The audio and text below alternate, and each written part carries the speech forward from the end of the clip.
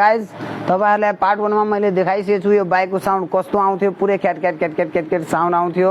उहाँ हाम्रो दाइ आउनु भएको छ बाइक बनाउनलाई, यसो उहाँसँग पनि यसो जानकारी लिन चाहन्छु म।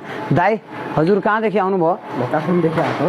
कस्तो लाग्यो त हजुरको बाइक? पहिला साउन्ड एकदमै बिग्रे थियो, अहिले कस्तो भएछ भन्नुस् त? एकदम राम्रो साउन्ड त एकदम सोरुमकै ब्रान्ड न्यू नै भइरहेको छ।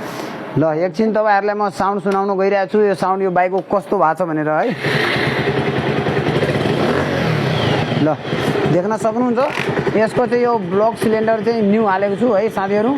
साउन्ड चाहिँ एकदमै सोरुमको जस्तै छ है, तपाईहरुले पनि सुन्न सक्नुहुन्छ है, एकदम न्यू छ। ल अब फेरि पनि दाइसँग म कुराकानी गर्न चाहन्छु, के भन्न चाहनुहुन्छ हाम्रो दर्शकबिनहरुलाई?